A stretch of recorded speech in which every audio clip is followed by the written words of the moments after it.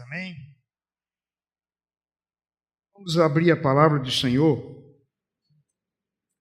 na carta do apóstolo Paulo à igreja de Éfeso.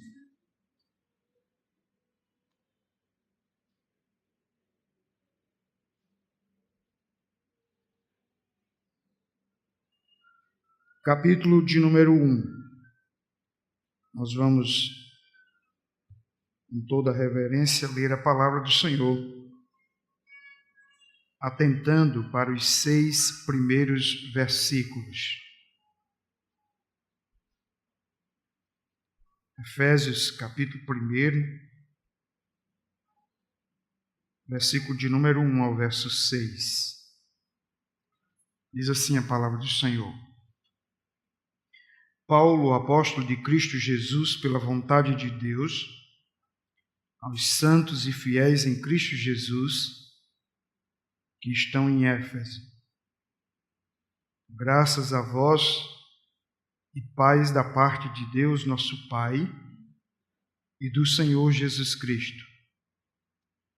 Bendito seja o Deus e Pai de nosso Senhor Jesus Cristo, que nos abençoou com todas as bênçãos espirituais nas regiões celestiais em Cristo, como também nos elegeu nele antes da fundação do mundo, para sermos santos e irrepreensíveis diante dele em amor, e nos predestinou para si mesmo, segundo a boa determinação da sua vontade, para sermos filhos adotivos por meio de Jesus Cristo, para o louvor da glória da sua graça, que nos deu gratuitamente no amado.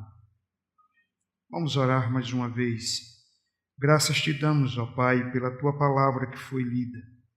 Senhor Deus de graça e de misericórdia, fala com a tua igreja aqui reunida nessa noite.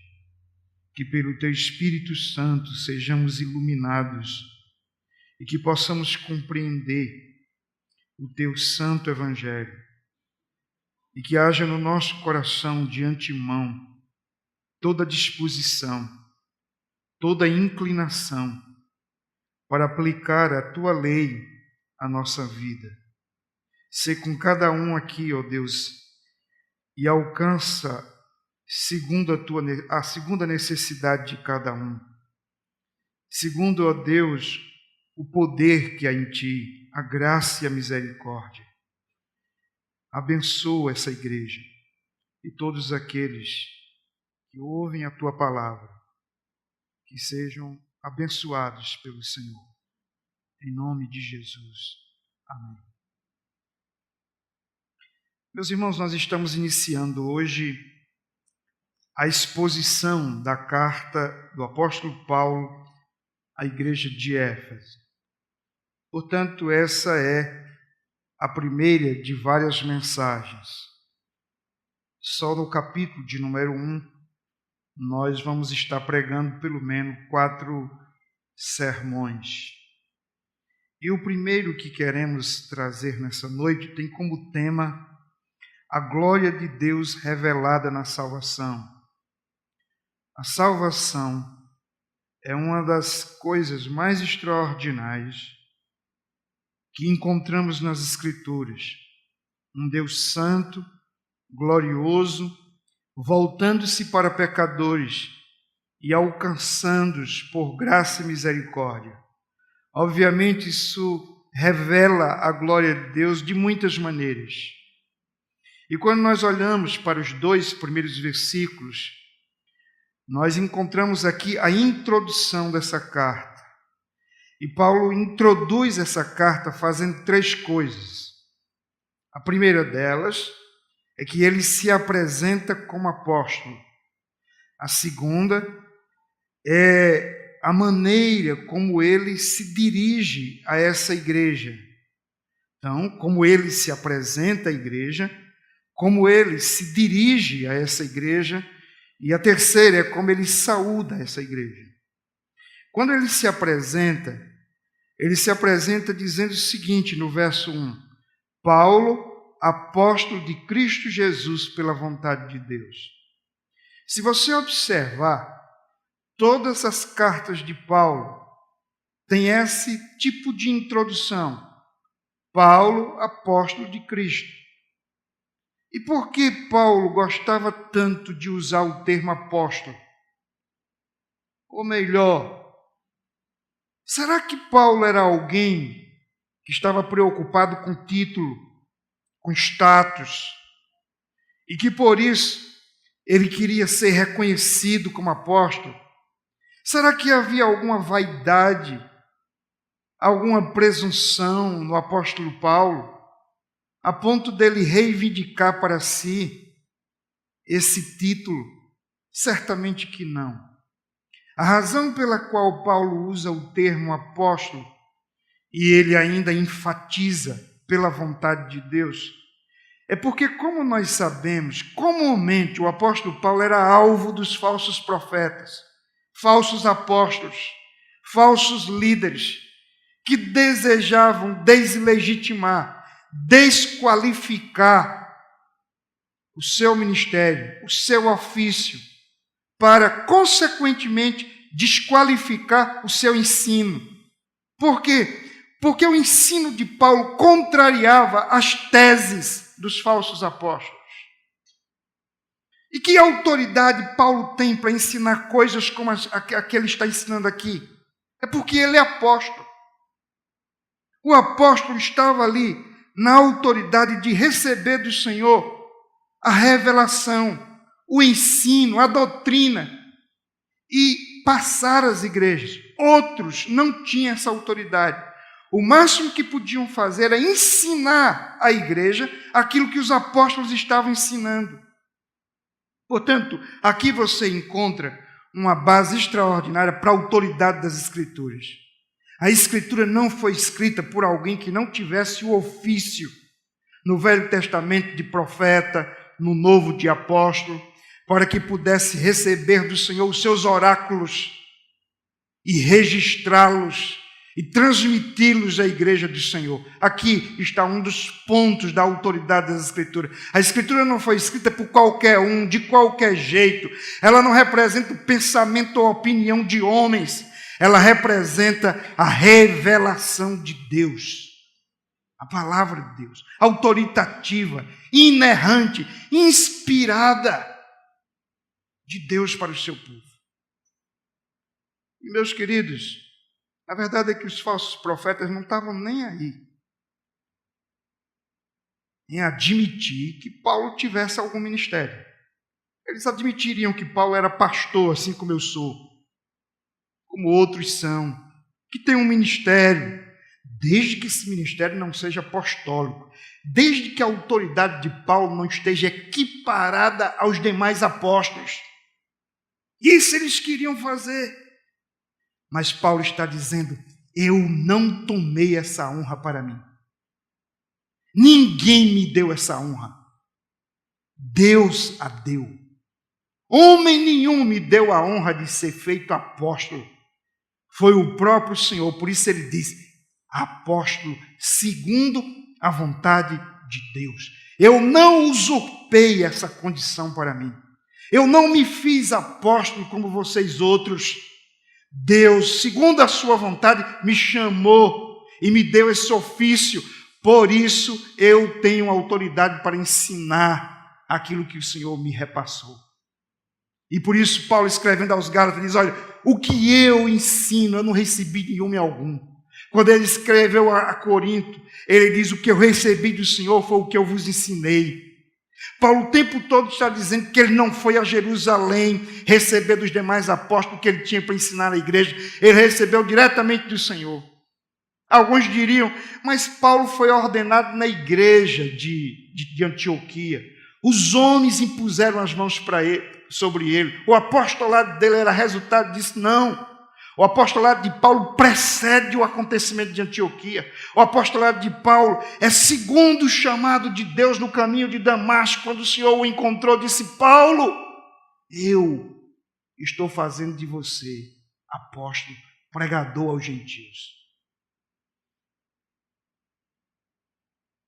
Então, a primeira coisa que Paulo faz aqui é se apresentar e dizer, quem está escrevendo o que está escrevendo, quem está dizendo o que está dizendo, é um apóstolo que tem autoridade conferida por Deus para ensinar essas verdades. Portanto, o que eu vou dizer a partir daqui é irrefutável, porque é a palavra de Deus dirigida a um dos seus apóstolos, e esse é o fundamento da igreja, conforme está aqui em Efésios 2:20, o fundamento dos apóstolos, o ensino, a doutrina dos apóstolos. Segunda coisa que nós encontramos nessa introdução é que Paulo se dirige à igreja de Éfeso e se dirige dizendo o seguinte: aos santos e fiéis em Cristo Jesus que estão em Éfeso. Quem é a igreja? Nós já vimos quem é Paulo. Mas quem é a igreja para a qual ele está escrevendo, a quem ele está se dirigindo? São os santos, os fiéis em Cristo. E quem são os santos? Deixa eu dizer antes de tudo que os santos não são pessoas que viveram uma vida piedosa e irrepreensível aqui na terra, que fizeram pelo menos 2 milagres, morreram e foram beatificados e, consequentemente, canonizados pela igreja. Não, esses não são os santos. Paulo está escrevendo aos santos vivos. E quem são esses santos que estão vivos? São aqueles que posicionalmente pertencem à igreja do Senhor e que, portanto, são santos. Santos no sentido que são separados para Deus.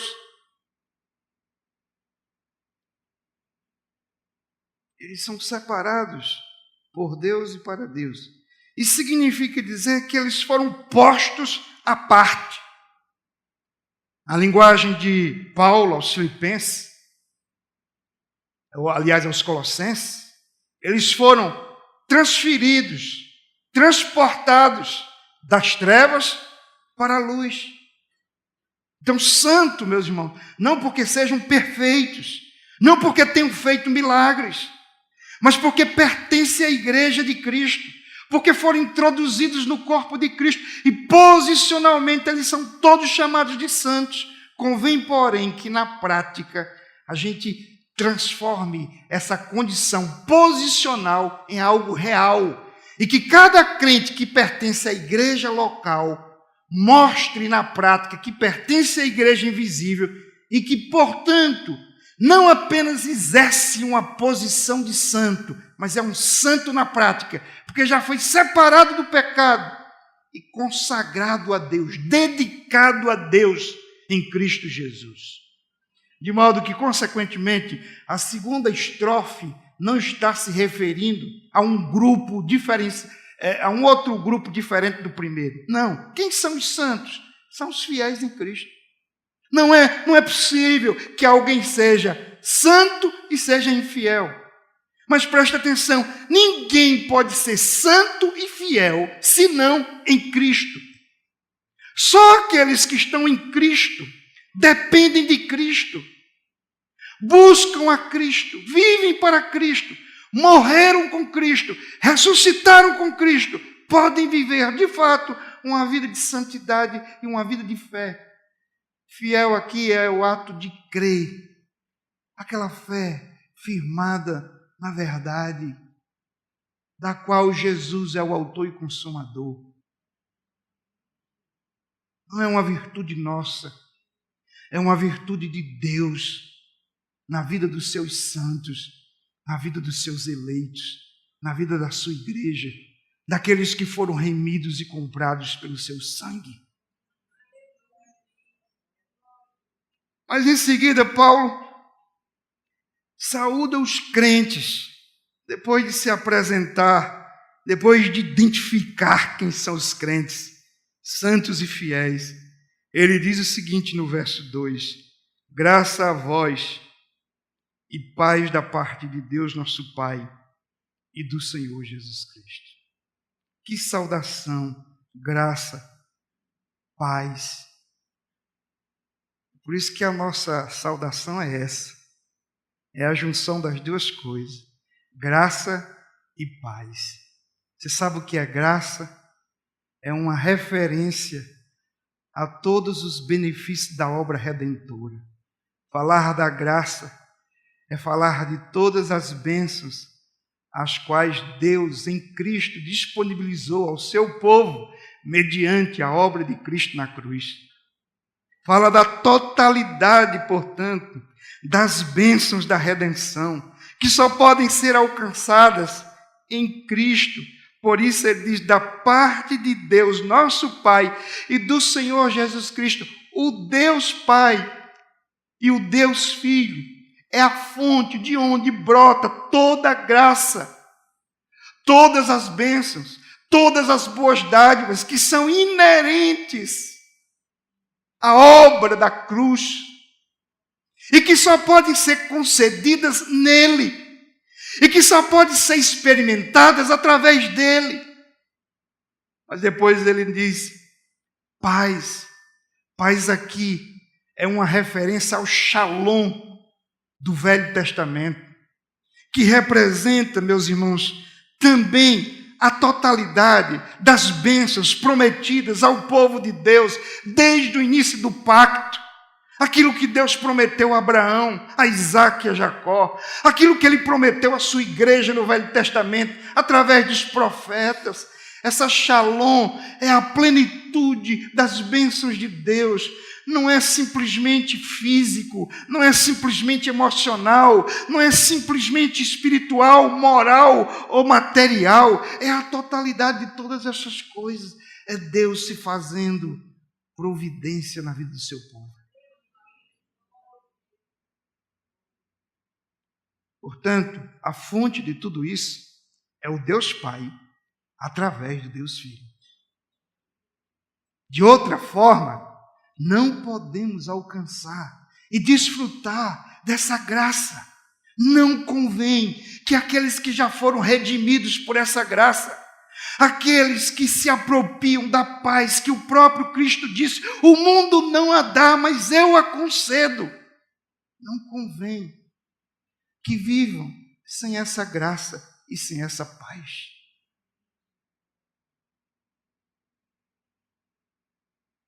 Feita essa introdução em que Paulo diz quem ele é, diz quem é a igreja, saúda a igreja com base nessas bênçãos, vamos então passar agora observando de que maneira a glória de Deus se revela na salvação.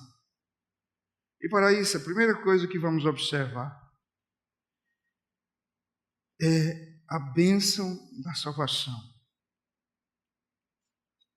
Atentando para o fato de que não há nenhuma outra bênção maior do que a bênção da salvação. Não há nenhuma riqueza maior do que essa. E quando Paulo fala aqui, ele fala exatamente da salvação como sendo um tesouro incomparável a qualquer outro tesouro.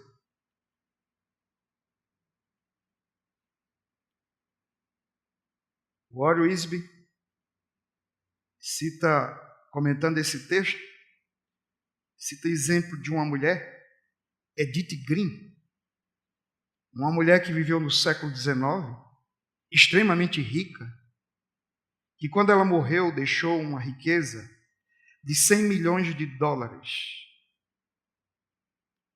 E aquela mulher comia papa de aveia, fria, que é para não esquentar e não gastar o gás. Botava aveia no leite, mas não esquentava, de fato, para virar papa, porque ela não queria gastar o gás. O seu filho teve uma perna amputada, porque ela ficou peregrinando de um hospital a outro, atrás de um hospital público, porque não queria colocar o filho no hospital particular. E o Wiersbe diz, aquela mulher era rica, mas viveu como pobre. E ele diz que tem crentes que vivem como miseráveis, porque jamais têm consciência da riqueza que é a própria salvação. E aqui no verso 3, Paulo começa exatamente chamando a atenção para essa riqueza, para essa bênção, que transcende a qualquer outra coisa. Bendito seja o Deus e Pai de nosso Senhor Jesus Cristo, que nos abençoou com todas as bênçãos espirituais nas regiões celestiais em Cristo. Meus irmãos, essa expressão, bendito seja Deus, eu não sei como é que está na sua versão, mas me parece que na maioria delas aparece assim, bendito seja Deus. É uma expressão que também poderia ser a seguinte, abençoado seja Deus. Ou louvado seja Deus. Mas é como se Paulo dissesse, abençoado é o Deus, ou fonte de bênção é o Deus que abençoa os seus. Em outras palavras, esse Deus pode nos abençoar, porque Ele não apenas Ele tem bênçãos para conceder, mas Ele é a própria personificação de toda boa dádiva, de toda bênção, de todo benefício, de toda bondade, de toda misericórdia. E aqueles que buscam a Deus apenas por causa das bênçãos, são como pessoas que buscam gotas de um orvalho, quando deveriam se dirigir à própria fonte. De modo que o crente nunca deveria buscar exatamente a bênção de Deus, mas o Deus de toda a bênção. Ele nunca deveria buscar as riquezas que Deus pode lhe oferecer, mas ele deveria se contentar em Deus como a fonte de toda a riqueza.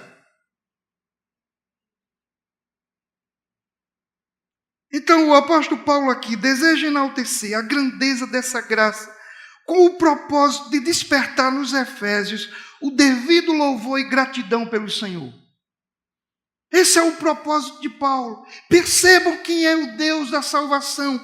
É o Deus que te abençoou com toda sorte de bênçãos. E por isso você deveria ser levantado, despertado com todo entusiasmo para adorar e louvar o Deus da sua salvação. Observe que desde já Paulo atribui que a salvação é total e exclusivamente resultante da graça de Deus, a fim de que assim não haja nenhuma dúvida ou alguma doutrina que queira tirar de Deus esse mérito. Observe que Deus é bendito, porque tendo Ele nos abençoado, o fez por amor, mediante a pessoa de Cristo. A prova mais inequívoca dessa graça é que Deus nos escolheu antes dos tempos, antes de termos nascido. Antes que pudéssemos apresentar algum sacrifício ou obra de justiça, Deus nos escolheu e nos abençoou e decretou isso de maneira que nenhuma contingência poderá mudar esse fato. Essas bênçãos, meus irmãos, são adjetivadas aqui de bênçãos espirituais. Percebam que com isso Paulo quer mostrar a superioridade das coisas do céu sobre as coisas da terra, das coisas de Deus sobre as coisas humanas, daquilo que é eterno, daquilo que é passageiro. Ele diz, essas bênçãos têm uma essência, têm um caráter, têm uma natureza, são espirituais.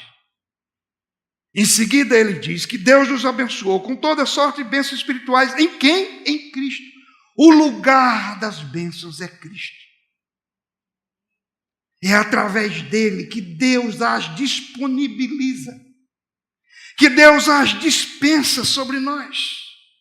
Portanto, estar em Cristo é se apropriar dessas coisas. Mas depois ele diz, em Cristo, nos lugares celestiais. Por lugares celestiais, Calvino diz, provavelmente Deus Paulo apenas está querendo enfatizar que essas bênçãos não podem ser comparadas com nada, dada a condição elevada delas. Elas são bênçãos que vêm do céu. É de lá que brotam todas as boas dádivas e são derramadas efusivamente sobre a igreja de Deus.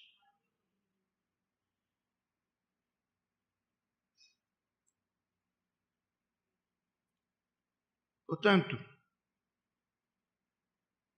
esse termo em Cristo vai aparecer aqui pelo menos 15 vezes. Nós precisamos entender uma coisa. Não existe uma condição de neutralidade para o ser humano. Ou estamos em Cristo, ou estamos em Adão. Aqueles que estão em Adão não podem esperar nada. Mas aqueles que estão em Cristo podem esperar tudo. Porque Cristo é a fonte de toda boa dádiva.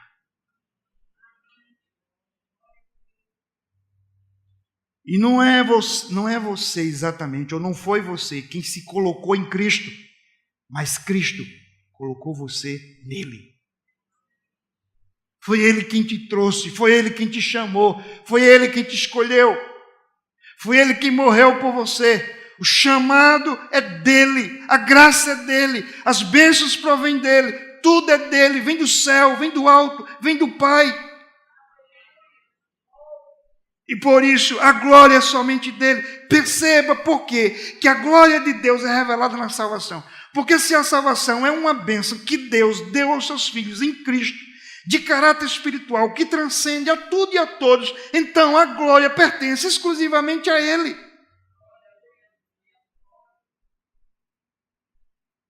Não há lugar para negociata na doutrina da salvação. Ninguém pode roubar essa glória de Deus. É Ele, somente Ele, quem abençoa com toda a riqueza espiritual. Segunda verdade, meus irmãos, que nós encontramos aqui, que revela a glória de Deus na salvação, é que a salvação é um ato da graça. É uma riqueza, mas é uma graça. Então, em primeiro, o texto fala da bênção da salvação. Agora, em segundo, o texto fala da graça da salvação. E para isso, nós veremos os versos 4 e 5.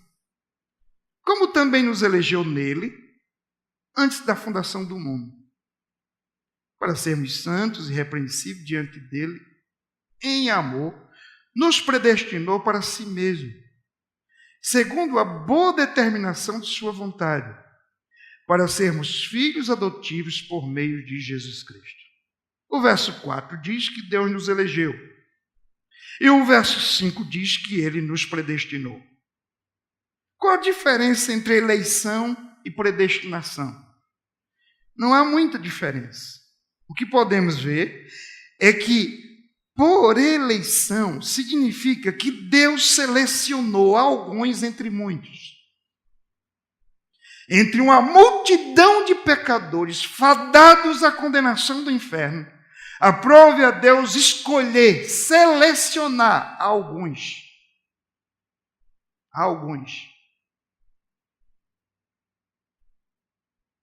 Predestinação quer dizer predeterminar, pré-ordenar, ou determinar de antemão.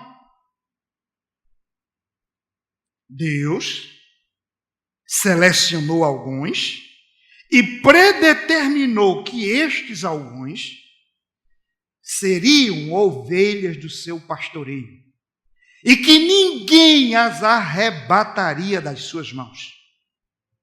Aleluia! Então, segundo a eleição, Deus escolheu alguns pecadores previamente, antes que o mundo existisse. Paulo, apóstolo de Jesus Cristo, está dizendo isso, pela autoridade do seu ofício conferido por Deus e pelo Espírito Santo. De que Deus elegeu alguns e predeterminou de antemão que esses jamais cairiam da sua graça.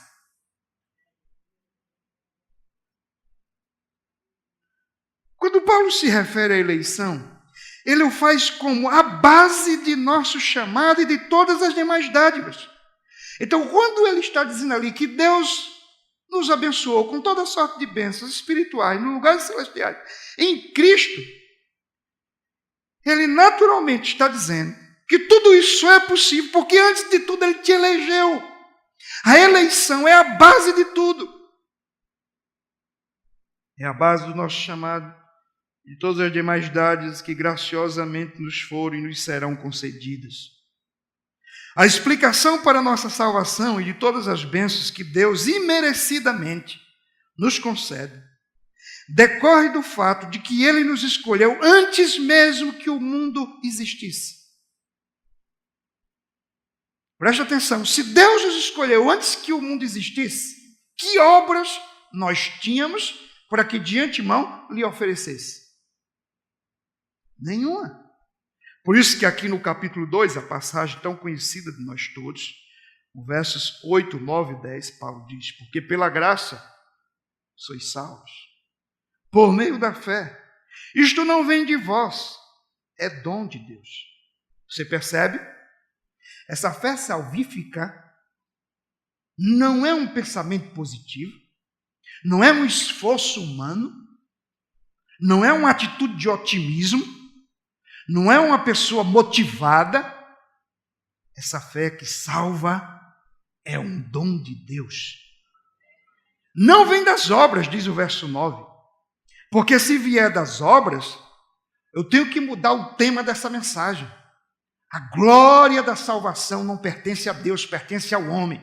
Mas não vem das obras exatamente para que você não se glorie, para que eu não me glorie. No verso 10, no entanto, ele diz: pois fomos feitos por ele, criados em Cristo Jesus, para as boas obras, previamente preparadas por Deus para que andássemos nela. Veja, ele não apenas nos salvou independente das obras, mas ele nos salvou para que andasse nas obras, as quais de antemão nós não a tínhamos e jamais possuiríamos se ele não nos capacitasse para tal.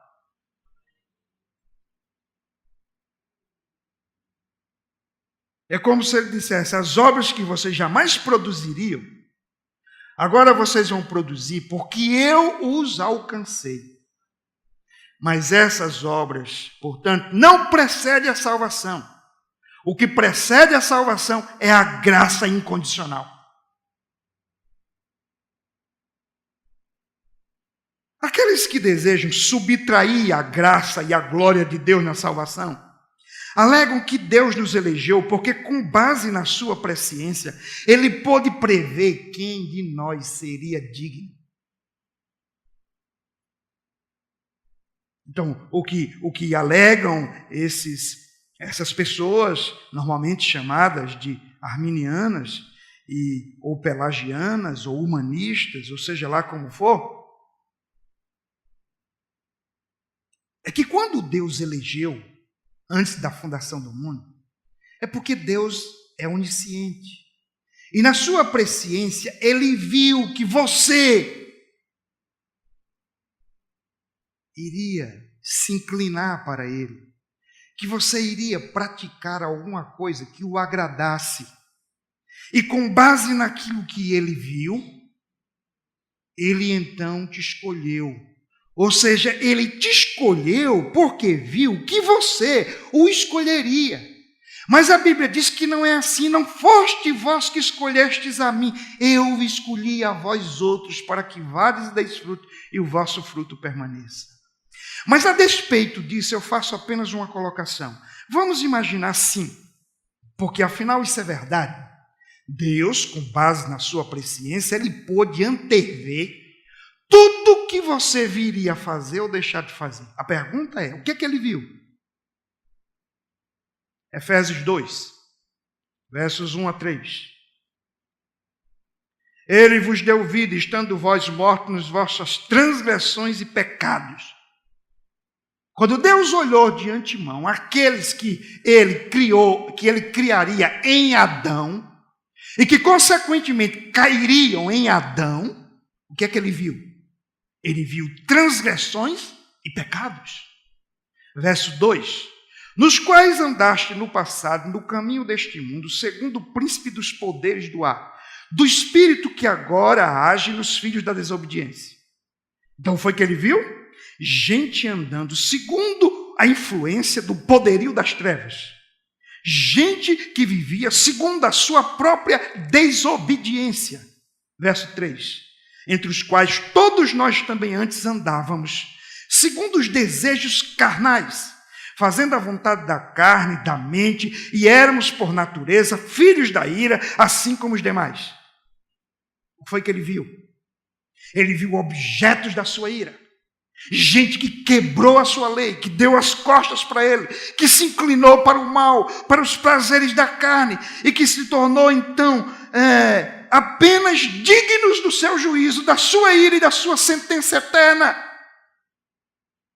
O que foi que ele viu? Quando Deus estava lá na eternidade e traçou o seu decreto de salvar pecadores, o que é que ele viu nesse pecador que pudesse atraí-lo? Romanos 3, versos 10, 11, 12, 13. Como está escrito, não há justo nenhum sequer. Todos se desviaram, juntos se tornaram inúteis. Não há quem faça o bem, nenhum sequer. A garganta deles é um sepulcro aberto. Engano com a língua, debaixo dos seus lábios há veneno de serpente. Quando o texto está dizendo assim, todos se extraviaram, não há quem faça o bem. Gente, é porque mesmo quando a gente faz o bem, a gente não faz para a glória de Deus. Quando a gente está vivendo no pecado, todo o bem que a gente faz não é para Deus. Então é por isso que as melhores obras de um ímpio não passam de trapo de imundície.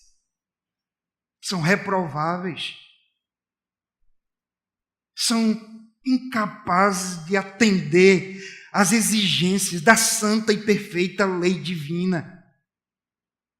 Como alguém poderá ser justificado com base no que Deus viu? Deus não encontrou nada que atraísse o pecador a ele. De modo que não há nada em nós que mereça a salvação. Por isso que a salvação não se baseia em nada fora de Deus. Mas ela é totalmente centrada no próprio Deus. Porque tudo o que Deus precisa para salvar o pecador está nele mesmo. Graça, misericórdia, bondade. Aí a gente levanta aqui essa questão. A eleição é condicional ou incondicional? Meus irmãos, tudo que Deus pôde observar, como eu já mencionei, não permite que Ele condicione a salvação às nossas obras. Porque se Ele condicionar a salvação às nossas obras, Ele decide apenas nos condenar.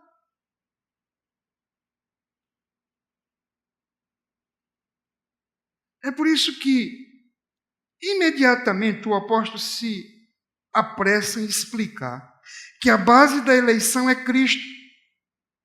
Isso significa que Deus nos elegeu com base no que Ele viu em Cristo. Ele nos elegeu em Cristo a partir do momento que Ele determinou que Cristo viria a esse mundo para morrer pelos pecadores. Então, quando Ele salva, não é com base no que Ele vê em você, é com base no que Ele vê em Cristo. E o que é que Ele vê em Cristo? Uma justiça capaz de atender os requisitos da sua lei. Uma justiça perfeita. E se essa justiça é de Cristo, não é sua. Logo, a glória não é sua, é dele. Quem providenciou essa justiça não foi você, foi Ele. A glória é dele.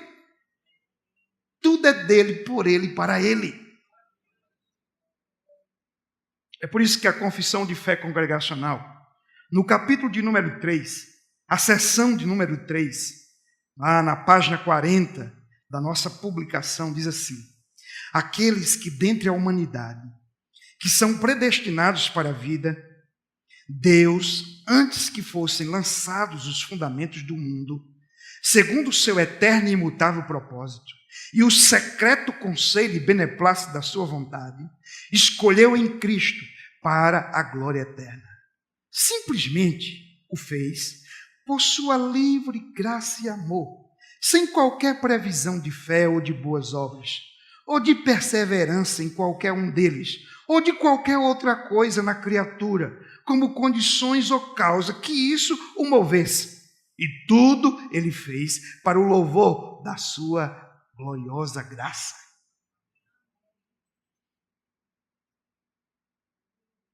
Aí eu pergunto, há alguma injustiça em Deus selecionar alguns e Deus não salvar todos? Qual é a injustiça que há? Pergunta Paulo em Romanos, capítulo 9, a partir do verso 13. Como está escrito, amei a Jacó, mas rejeitei a Esaú. Ele amou a quem? A Jacó. E odiou a quem? O que é que te escandaliza nessa frase? Me diga. Dependendo do que te escandaliza aí, eu posso compreender se você é um crente teocêntrico ou antropocêntrico.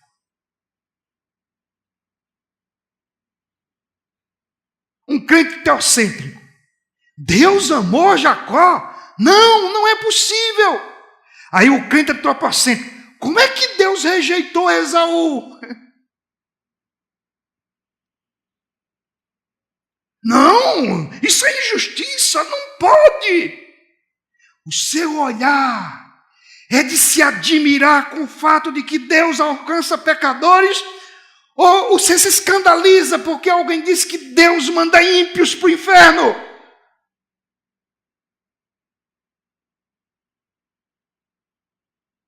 O que é que te escandaliza?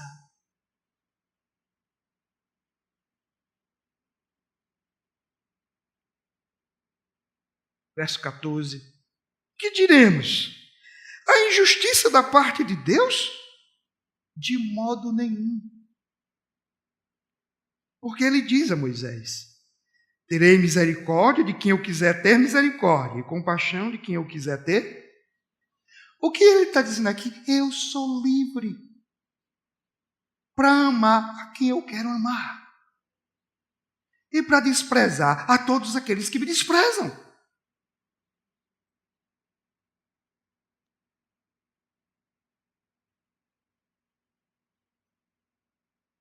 Terei misericórdia de quem eu quiser ter misericórdia, e compaixão de quem eu quiser ter compaixão. 16. Assim, isso não depende da vontade nem do esforço de alguém, mas de Deus mostrar misericórdia. Salvação depende de quê? Da misericórdia de Deus. Um certo professor dizia o seguinte: salvação é o seguinte, você vai entrando numa porta e está escrito lá: vinde a mim todos. Aí quando você entra por ela, você olha para trás, está escrito: eu vos chamei. Quando você vem, você pensa que é você que está vindo. Mas quando você conhece a Deus e descobre quem você de fato era, você sabe que você não veio, Deus te arrancou, te chamou e trouxe, porque a graça dele é irresistível. Olha só Isaías 46, 9 e 10. Aliás, 10 e 11. Sou eu que anuncio o fim desde o princípio e desde a antiguidade. As coisas que ainda não sucederam, sou eu que digo. O meu conselho subsistirá e realizarei toda a minha vontade. O que essa passagem está dizendo para você?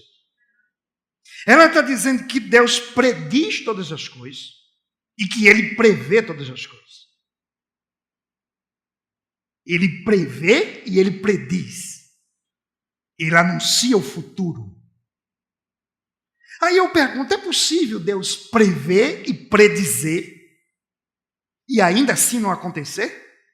Não, porque quando Deus na sua presciência prevê e quando Deus prediz na sua profecia, Deus também na sua vontade decreta o acontecimento da coisa, de modo que Deus não está sujeito a contingências.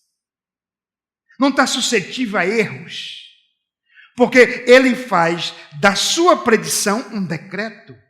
E esse decreto é segundo a sua vontade, e a sua vontade não pode ser alterada por nada nem por ninguém.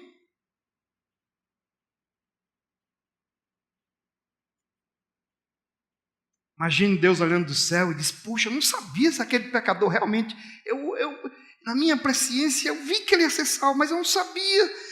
Porque sabe como é que é? Ele, de repente, poderia ficar no meio do caminho, perder a salvação. Deus não está sujeito a esse tipo de imprevisto. Porque o que ele preveu, ele decretou. E o que ele decretou, vai acontecer. Até porque o que ele decretou não está no futuro, está no presente. Está tudo diante dele. É por isso que aqueles a quem ele chamou, justificou, ele também glorificou. Ou seja, já está tudo pronto. Agora veja o verso 11, exatamente isso. Chamando do Oriente uma ave rapina e de uma nação distante, o homem do meu conselho. Sim, eu disse e cumprirei essas coisas. Estabeleci esse propósito, também executarei. Pronto. Se eu disse, vai acontecer. Porque quando eu digo, eu cumpro. Olha o que é que Jó disse no capítulo 23, versos 13 e 14. Mas ele já resolveu. Olha Jó.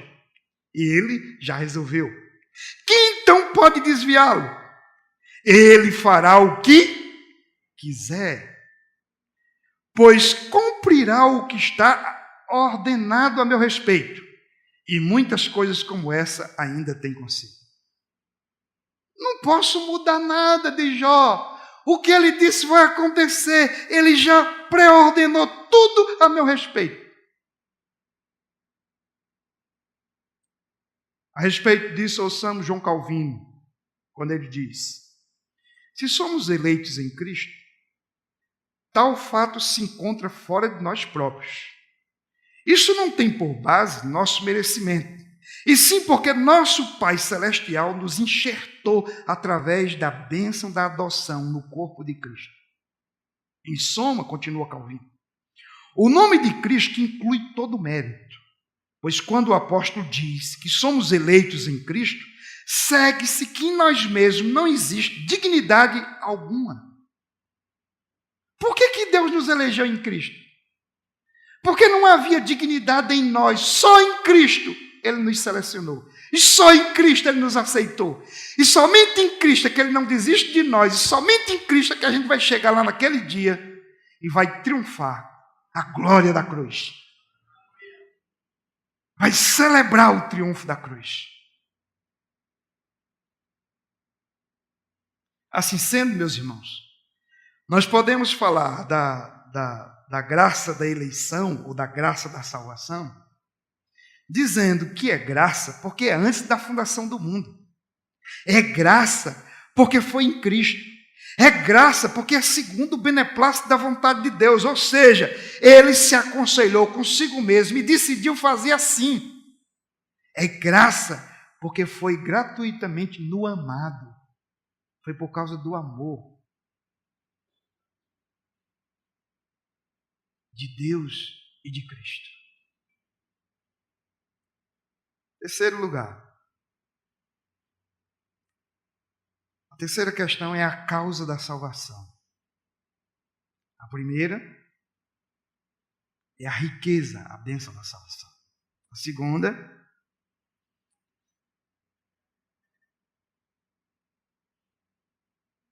segunda é a graça, a salvação como um ato de graça.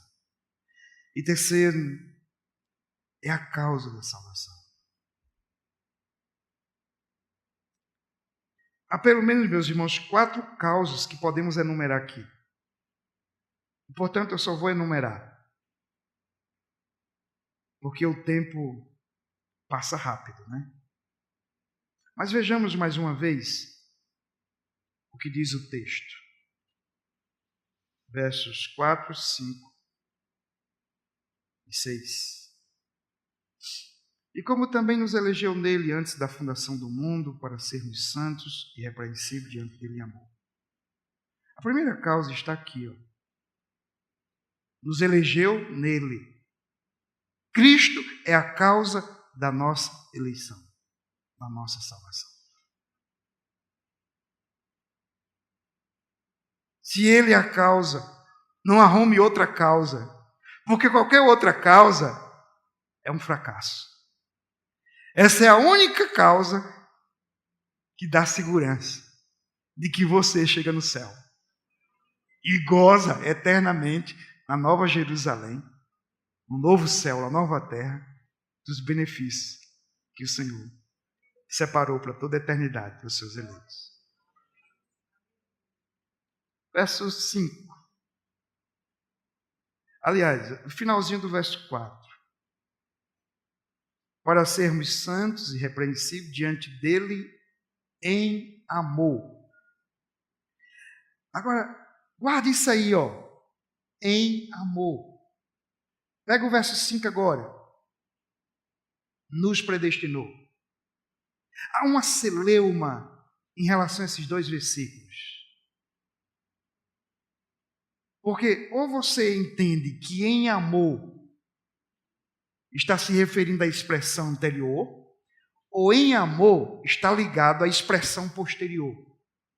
E os melhores comentadores entendem que seria o seguinte: essa palavra em amor, eu disse isso aqui hoje pela manhã, que quem dividiu a Bíblia não estava inspirado não, viu? Dividiu em capítulos e versículos. Olha, fez cada corte absurdo. E aí está ó. O certo aí é o seguinte: em amor nos predestinou. Então a segunda causa da eleição, da salvação, da predestinação é o amor. Em amor ele nos predestinou. É somente esse amor, meus irmãos, que faz com que o Filho de Deus venha morrer por esses eleitos e assim Deus possa nos salvar. É por isso que em Romanos 5:8 diz assim, ó: mas Deus prova o seu amor para conosco ao ter Cristo morrido por nós quando éramos ainda pecadores. Cadê a condicionalidade da salvação? Se ele morreu exatamente quando nós fazíamos tudo o contrário do que deveríamos fazer. Não há. Essa graça é incondicional. A condicionalidade dessa graça é essa aqui: Cristo, o amor de Deus, que move e que faz com que ele venha e nos alcance. Verso 5, nos predestinou para si mesmo, segundo a boa determinação ou beneplácito da sua vontade. Terceira causa. A causa é a vontade dele, é porque ele quis. É porque ele se agradou. Se agradou de quem? De nós? O que é que havia em nós para se agradasse? Agradou-se daquilo que Cristo iria fazer na cruz em prol dos eleitos. Agradou-se do sacrifício do seu filho, da justiça dos seus filhos, do seu filho. E, portanto, a vontade de Deus é a causa. Ele quis, graciosa e misericordiosamente, alcançar pecadores como você e eu. Amém? Aí você continua aqui. Para sermos filhos adotivos por meio de Jesus Cristo, para o louvor da glória. Aqui eu não vou falar muita coisa disso aqui, porque eu prefiro ver isso aqui mais como um propósito do que como uma causa, mas não deixa de ser as duas coisas. Querendo Deus ser glorificado ou revelar a sua glória, Deus decidiu salvar pecadores. Por isso que tem que ser pela graça, para que a glória seja dele. Portanto, a causa da salvação é para que Deus seja glorificado. E, portanto, o propósito. E aí eu vou para a quarta e última questão, que na realidade aqui já é a minha conclusão. Então, tome o quarto tópico como a conclusão. O propósito da salvação. Qual é o propósito? O propósito vai falar exatamente das implicações da salvação ou da eleição para a vida dos eleitos. E aí eu quero colocar exatamente para você o que é que nós devemos encarar aqui como implicação, porque esse é o propósito. Poderíamos dizer que o propósito imediato da eleição ou da salvação é a santidade dos eleitos. E que o propósito supremo é a glória de Deus. Um duplo propósito. Porque observe o que está no verso 4. como também nos elegeu nele, antes da fundação do mundo, para, olha aqui, isso fala de finalidade, propósito, objetivo. Deus elegeu pecadores antes da fundação do mundo, com que propósito imediato? Para que eles vivam em santidade. Por isso que no início da carta, Paulo se dirige aos santos, porque subentende, se são eleitos, foram eleitos para viver em santidade.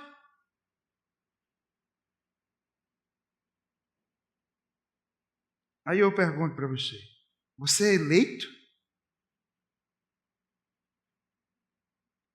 Pastor, como é que eu sei que sou eleito? Como é que eu sei que Deus me selecionou e predeterminou a minha salvação? Como eu sei? Como eu sei que Deus me predestinou para esse fim? Deixa eu dizer uma coisa para você. Aqueles a quem Deus predestinou, Ele chamou.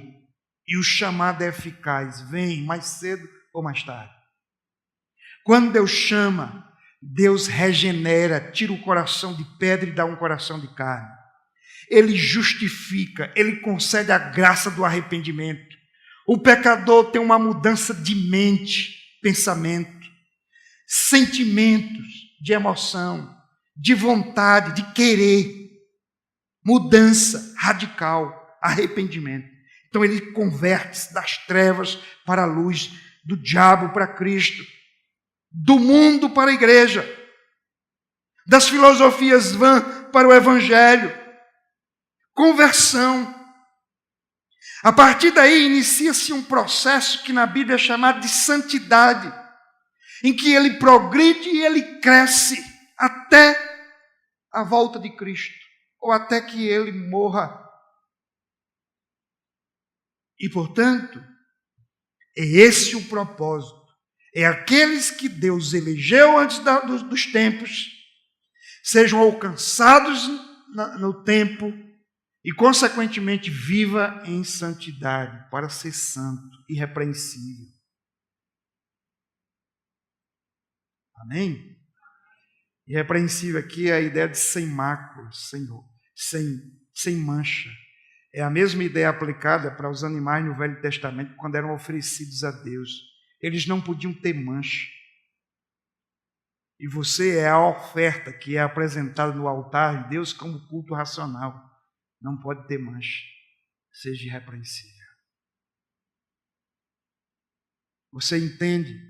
Uma das objeções à doutrina da eleição é: isso vai desembocar em frouxidão moral. Você conhece alguém que diz assim: eu sou eleito, uma vez salvo para sempre, estou tranquilo. E aí você diz: mas rapaz, isso é pecado. Crente não pede salvação, meu irmão, pode deixar. É até caso, meus irmãos, de gente que vai para o mundão, se arrebenta todinho no pecado e diz: não, mas eu sou eleito. Só há uma coisa que pode indicar que alguém é eleito: é que ele vive de acordo com o propósito para o qual ele foi eleito, a santidade. Viver em novidade de vida. Portanto, a doutrina da eleição não é um suposto pretexto para o pecado, mas é um encorajamento para a santidade. É um estímulo. Porque você sabe de uma coisa: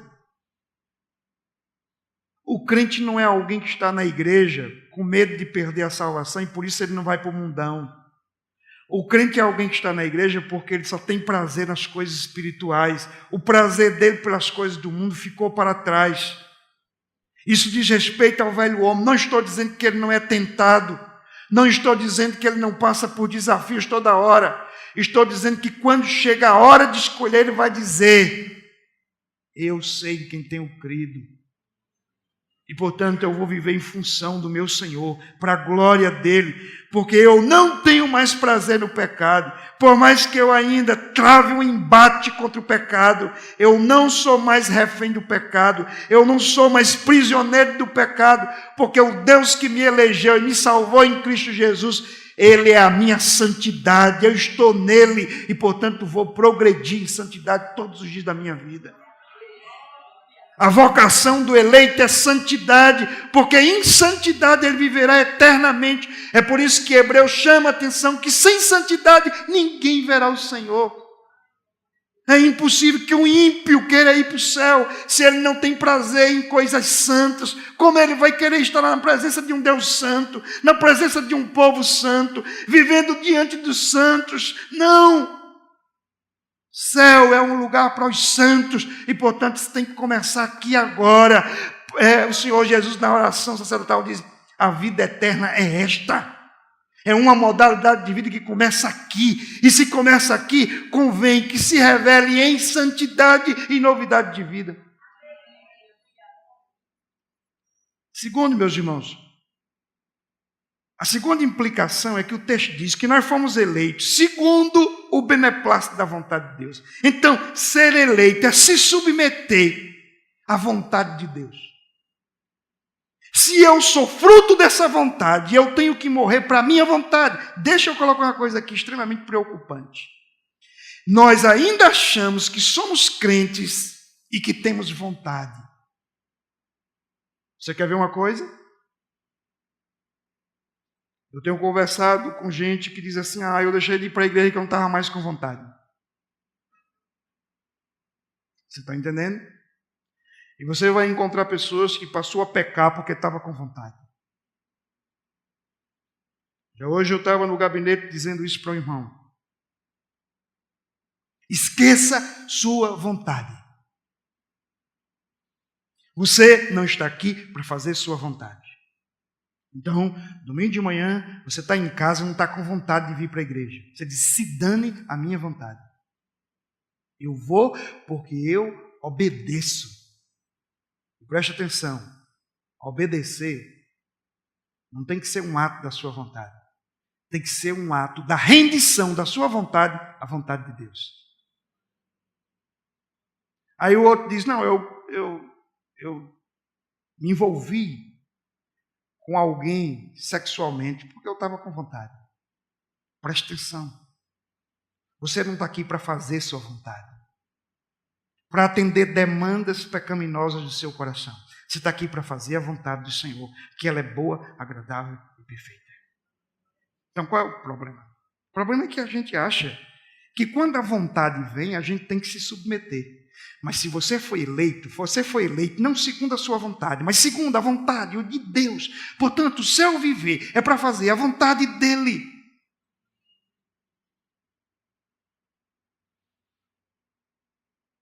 Esqueça a sua vontade. Mas eu não estou com vontade. E aí? E quem disse que você está aqui para fazer a sua vontade? Mas nós achamos que temos que agir apenas quando está com vontade. Alguém disse: mas pastor, você acha que Deus quer que eu venha para cá adorar o nome dele se eu não estiver com vontade? Meu irmão, venha, dobre o seu joelho, clame e diga: Senhor, eu não estou com vontade, mas eu estou aqui porque eu te obedeço. Muda a minha vontade, Senhor. Reaviva a minha alma. Traz de volta a alegria da salvação, para que eu te adore com fervor. Quando você estiver com vontade de pecar, diz: Senhor, tira essa vontade maligna do meu coração. Rende a minha vontade à tua. Esse é o caminho. Mas a gente fica assistindo a vontade prevalecer. Seja para uma coisa ou para outra. Seja para fazer o que é errado ou deixar de fazer o que é certo. Terceiro lugar, nós devemos entender como terceira implicação é que você foi eleito em Cristo. Quem é eleito em Cristo é salvo em Cristo. Quem é salvo em Cristo está em Cristo. E quem está em Cristo não pertence mais a si mesmo. Você é dele. E você deve viver para ele. Você mudou de posição. Você estava em Adão. Você estava morto nos seus delitos e pecados. Mas o texto diz que você ressuscitou com Cristo e está sentado nos lugares celestiais. Essa é a sua posição. Você se encontra numa condição elevada. Viva como tal. Quarto, a causa suprema, aliás, o propósito supremo da eleição é o louvor da glória de Deus, conforme está no verso 6. Deus, querendo revelar a sua glória, decidiu salvar pecadores como nós. A pergunta é, para quem nós estamos vivendo? A finalidade da eleição é mudar o curso da nossa vida. É que aqueles que viviam para si agora vivam para a glória de Deus. Vivam para glorificar o nome do Senhor. Vivam para exaltar e bendizer essa graça inefável. Amém? Somente assim nós podemos contrariar aquelas objeções. Deixa eu citar só duas aqui. Esse negócio de eleição, os crentes não vão mais evangelizar. Pastor, se Deus já elegeu pecadores antes da fundação do mundo, por que deveria eu evangelizar? Porque Deus não apenas elegeu pecadores para a salvação, mas determinou que eles seriam salvos pela pregação, uma vez que a fé vem pelo ouvir a palavra de Deus. E ele determinou que não seriam os anjos, mas que seria eu e você que levaria esse evangelho aos pecadores. Portanto, você deve pregar o evangelho exatamente, sabe por quê? Porque tem eleito. Você sabe quantas pessoas atenderiam a pregação se não fossem eleitas? Nenhuma delas. Sabe por que pecadores se convertem? Porque foram eleitos. Você acredita que Deus tem alguns eleitos por aí? Se acredite, pregue o evangelho, porque eles virão. Veja o que está aqui em Atos 18. Paulo estava em Corinto, desanimado, querendo ir embora. As coisas não fluíam na obra dele ali, na obra missionária. Então, no verso 10 do capítulo 18, Deus diz o seguinte: porque estou contigo, e ninguém te atacará para te fazer mal algum, pois tenho muitos eleitos nesta cidade. Como é que diz essa versão aí? Tenho muito povo. Povo. Tenho igreja nessa cidade. Tenho eleitos, tenho gente aqui. Fica aí. Olha, por que Deus sabe que tem gente aí que vai receber o evangelho? Porque Deus os elegeu. E essa é a garantia de que eles virão. Apesar do coração adâmico, apesar do mundanismo, eles virão, porque o Senhor os elegeu. E o Espírito Santo vai aplicar nos seus corações a obra da cruz. A propósito, em Atos 13, de 48, diz o seguinte: ouvindo isso, os gentios alegravam-se e glorificavam a palavra do Senhor. E todos os que haviam sido destinados para a vida eterna, creram. Quem creu? Aqueles a quem o Senhor havia eleito para a vida eterna.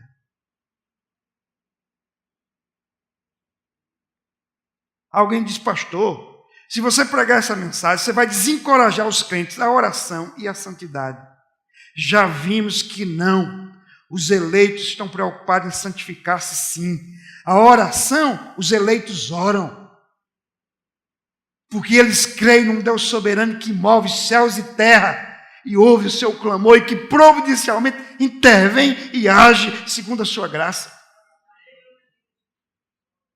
Alguns vão dizer: pastor, se você pregar essa mensagem, você vai desencorajar os pecadores ao arrependimento. Pelo contrário. Talvez você diga: pastor, como é que eu sei que sou eleito? Eu não sou crente, estou aqui hoje à noite. Como é que eu sei que sou um eleito? Por que eu vou buscar a Deus? Eu nem sei se sou eleito. Se eu não for, Spurgeon diria o seguinte: busque a Deus. O que é que você tem a perder? Se você não for eleito, não perde nada. Agora, se você for, você vai encontrar o tesouro eterno. E como é que eu sei? Busque. Você só sabe buscando. Aqueles que são de Deus buscam a Deus. Aqueles que são de Deus ouvem a palavra de Deus. Arrepende dos seus pecados. Volte-se para Cristo. Porque se hoje, o mínimo possível, o Espírito, você está sendo quebrantado e tocado no seu coração, eu lhe garanto, É o Espírito Santo aplicando os benefícios da obra de cruz, da obra da cruz, exatamente porque Deus te escolheu.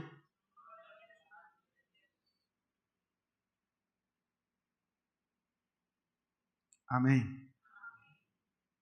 Que Deus abençoe. Você é crente? Saia daqui encorajado, confiando na obra eterna, na obra da cruz, na obra do Espírito. Você é crente, está frio, desigrejado, distante, descomprometido. Não sei qual a razão que te distanciou. Volte-se hoje. Renove o pacto que você tem com o Senhor. Você não é crente? Está aqui como visitante? Lance-se aos pés da cruz. A graça é suficiente para alcançar você. Arrependa-se, converta-se, entregue-se ao Senhor de todo o seu coração. E o Senhor te abençoe.